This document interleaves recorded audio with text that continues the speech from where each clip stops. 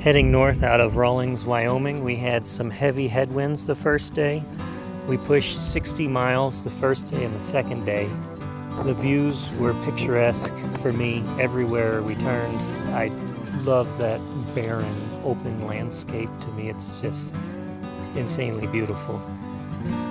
However, as I kept pushing to keep up with everyone and not going by my more regular kind of cycling habits, I did start developing pain in both Achilles tendons, and it progressively got worse through the second day, and the morning of the third day I woke up and was limping around and realized I had to break off from the group if I was to continue and just listen better to my body and only do as much as it says it can do rather than pushing.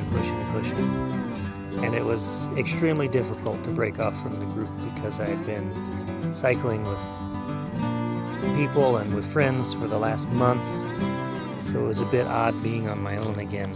And I made it 2 days cycling on my own before I ended up getting a ride into town, 40 miles to Pinedale. A lady pulled over, she saw me limping and asked if I needed help, and I said, I'm not going to say no this time. I'll happily take a ride into town if it saves me the pain that I was going through trying to push my bike up hills and cycle just a little bit, take a break, a little bit, take a break. In Pinedale, Wyoming, I stayed at the Warm Showers host with Tony and Scott and Rob and some other cyclists that passed through. They were amazing people, and we had a lot of fun, and we rested up for a full day. So I'm getting caught up on these videos, and I didn't have enough photos for my voiceover. But when I left Pinedale, Wyoming with Tony, we're going to head to Hoback, Wyoming, and then go north along the bike trail to Jackson. I was going to stop on the trail at that point, visit with some friends that were working near Jackson, Wyoming, heal up, and then head back south to Arizona, where I was going to meet up friends later this year. However, when we left Pinedale, I could only make it 2 or 3 miles before the pain in my Achilles tendon got so intense that I couldn't go anymore. And after taking a couple of rests, I told Tony I'm not going anymore. I'm risking a pretty serious injury at this point.